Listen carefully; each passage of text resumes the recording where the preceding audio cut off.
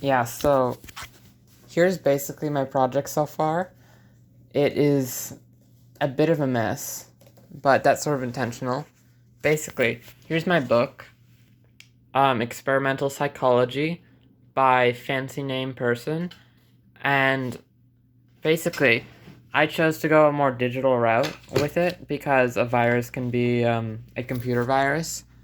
So I have a process here that I'm using. Let me just get it out. Basically, I'm taking the original book right up here, and I'm taking the computer virus, and I'm taking sort of the context that it belongs within. So, a computer virus. I don't know why it says ideology, but basically I meant computers. Um, computers. And I'm taking this book, and I'm like, okay, if I put the book in the same context as a computer virus, what would that sort of be? And I was like, I'd say statistical psychology because it's a bit more mathy and you can produce it. And then I take my sort of second idea, the virus, and then I take one quality of my book, basically, and I add it to the virus. So a computer virus plus a psychological element would basically be like a digital dogma. Or like, those like weird spam emails that are like, share this email for good luck or whatever. That's sort of the general concept I'm going with. And then, so yeah, that's my process. I take this, I take the book, I put it in the same context as the virus, the computer virus, and I take the virus and I add an element of the original to the virus. I don't know if that makes any sense. It's a bit obscure of a method, but basically my reasoning behind it is that it's sort of like this virus is slowly overtaking the book in a way. Because some viruses change the DNA of cells, they change the cells themselves, whether that's killing them or just mutating them, and they slowly adapt to that thing. So, while the book is slowly morphing into something more similar to the computer virus is suiting itself more towards the book itself. So I gather the element from experimental psychology, which I just put EP because I didn't feel like typing out the whole thing. So it becomes digital dogma. The trick here is that I'm repeating this process a bunch of times. So first step, statistical psychology, digital dogma, blah, blah, blah. Then I take statistical psychology and digital dogma, and then I do the whole thing again. So statistical psychology is put into the context of the digital dogma, which is an ideological virus in a sort of way. And that gets us shitty graphs or like misleading graphs. So I'll just change that. So misleading graphs. And the book doesn't change necessarily. It's put into a separate context. And then I take the virus, the digital dogma, and then take the quality of the book, which is now statistical psychology. So if you add a dogma plus statistics, you sort of get this conformity, because statistics is all about finding averages and normals. And slowly bringing people together is sort of the general idea that I'm going with. And that exists in a more social context. So then I take the shitty, misleading context, shitty, misleading graphs, and I put it in the context of social. So like socializing, talking to people, media, social media, news, whatever, and that becomes propaganda. Same with viral conformity. Misleading graphs are all about bias, so I add that bias element. And then I sort of made up this word infocidal. So basically the virus destroys information that it doesn't like. That's sort of the idea. So that's sort of the whole theme right here, is that this virus, for each step it takes, it's slowly destroying the book.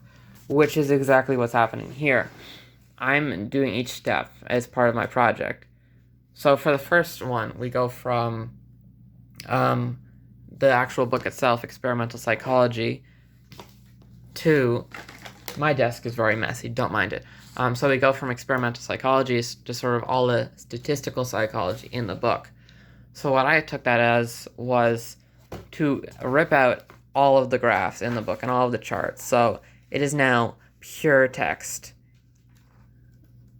So I'm taking the deconstructive approach, obviously. So I have cut out all of the graphs. Around page 200, I started getting really bored. So I left out some of the graphs. As you can see, this whole, whoop, Jesus Christ. I left out this like whole chunk that I haven't started yet, which I hopefully will, but we'll see. So I even took out some entire pages of the book like this and in chunks. So like some of them are attached, which I think is a very interesting feel. So yeah, it's like graphs and charts and like equations, anything that's like visually appealing, I have ripped out. I considered ripping up titles and like headers, but that would just take way too long. There's also these cool notes that I found in this. By the way, I found this book on like the side of the road like a month ago, I think. It was like soaked in rain, and I was like, I don't want this book. And I sort of fixed it up. It's pretty nice, and I haven't read it actually, so I was just like, okay, I'm just gonna rip this apart. Like, I have no use for it. Might as well make it pretty. So, yeah. So, this is sort of my pile. Like, it's like this. Weird stuff. Yeah. Design. Weird. I took out some text by accident, but one of my whole rules was, like, not to throw away any of the paper. Because, like, I'm rearranging the book. I'm not actively taking anything out. Like, it's all about sort of context. I'm taking all of these graphs out of context. So, yeah. The whole inspiration was that I found all the graphs really interesting. Like, they're fairly old design, but they're interesting nonetheless. Like this, and there's some equations which are pretty neat looking. Some of them are just random text. I'm gonna see if I'm gonna draw on them or not. I don't know yet. Yeah, this is very chaotic. I apologize. This is sort of just my stream of thoughts as I'm going through this project. Because this whole project is sort of the transformation from this book into something more. I should have taken a photo of the original book, but this is pretty accurate. Now it's sort of just destroyed, which I kind of find very funny, and I think throughout my process it's just going to get worse and worse. Like there's some areas where it's just like so ripped up. Like I tried ripping out like a whole page, and it just like went through the binding, which gives it a sort of character. I like it, but yeah. So it's slowly destroying the information. So yeah. So it adds bias to the virus, blah, blah, blah. Turns into propaganda. And then I'm like, propaganda in the context of, like, information. Like, propaganda is very artistic. It's narrative. It doesn't have too much of an informational aspect in comparison to the art side. There is lots of information. Like, that's its whole point. But its delivery is art. So I'm taking it into the context of information. So I'm leaving out the art part. And that sort of just becomes like this generational delusion. So like how propaganda can influence the entire population, and then it's sort of, since this dogma has been put in place, parents teach it to their children, and so on and so forth. It just keeps going. It's generational.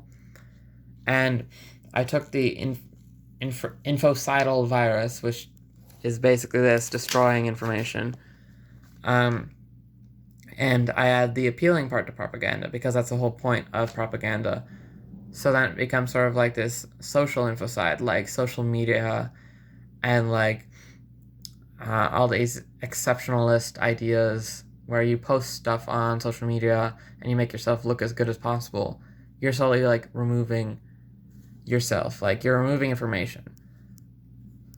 This is very weird and nerdy for an art project, but I think it's interesting and hopefully it'll look pretty. I don't know if you're actually going to watch all of this, but if you do, props to you for following this. Yeah, so blah blah blah. Generational delusion is put into the context of psychology, which is a context from social info side, which becomes like conviction. Like, delusion is usually a very convicted person. They have conviction towards their ideas, regardless of how delusional they are. They're just like completely devoted to those ideas. So then it's sort of like I take the self-sustaining part of this generational delusion and I add it to the social media and stuff, and that sort of becomes this willful ignorance because it self-sustains itself. It doesn't want people to know stuff. And it slowly gets less and less about the book and slowly gets more and more abstract, which is sort of the whole point. The virus is slowly destroying the book, blah, blah, blah, blah, blah. Turns into faith and delusion. And at this point, they're almost the same thing. I mean, faith is very different, but generational delusion, and like one step away, it could easily become just delusion. So what the virus has done to the book is turn it into the virus, which is sort of the whole point of virus. They want to survive, they want to reproduce, and it's sort of a computer virus. That's sort of my idea. But yeah, I'm not sure what else to say. I've probably said way too much. It's already been like 12 minutes of me just rambling. I might do a retake of this just now that I've got my thoughts out of my head and I've gotten some practice speaking. But yeah, I think I'm going to like draw on some of these. My next step is to go from statistical psychology to misleading graphs. What I want to do is take all of this and lay it out all over the floor and take a big picture of it and then put it into Photoshop and sort of arrange them all neatly, edit them so they don't look too weird, and sort of turn it into a digital book. Like, the whole reason I wanted to do a digital book is because I thought it would be interesting to focus on computer virus rather than just virus. And there's a lot of stuff going on about COVID-19, but I think because there's so much, it would be more interesting to do computery stuff, sort of like weird, nerdy stuff, rather than biological stuff. So I'll see how this goes, and then I'll do another video. Yeah, this book is just going to get so wrecked. I'm so excited. Yeah.